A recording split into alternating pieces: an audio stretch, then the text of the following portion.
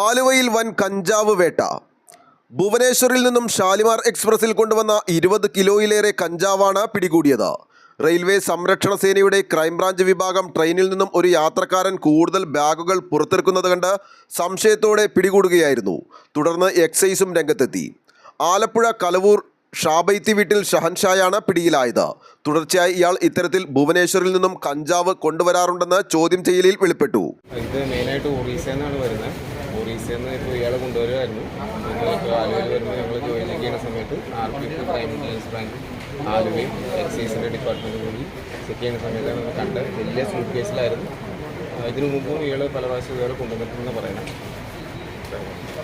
ഇതിപ്പം സംസ്ഥാനത്തിന് അവിടെ ഒറീസ ഭാഗങ്ങളിൽ ഇതിന് നിസ്സാര വിലയുള്ളൂ. അതുകൊണ്ട് അവിടെ നിന്ന് ഒരു വില കുറച്ച് മേടിച്ചിട്ട് നമ്മുടെ നാട്ടിൽ കൊണ്ട് വിൽക്കാൻ ഒരു പതിവായിരിക്കുകയാണ്. അതാണ് ഇപ്പോൾ റെയിൽവേ വഴി കഴിഞ്ഞ ഒരു 3-4 മാസമായിട്ട് കണ്ടമാനം കേസുകൾ പിടികൂടിയിട്ടുണ്ട്.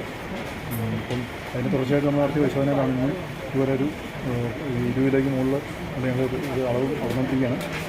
അപ്പം ഒരു കൊമേഴ്സ്യൽ ക്വാണ്ടിറ്റി കേസാണ് ഇത്.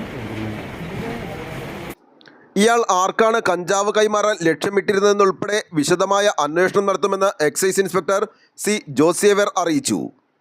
News desk, Aluva.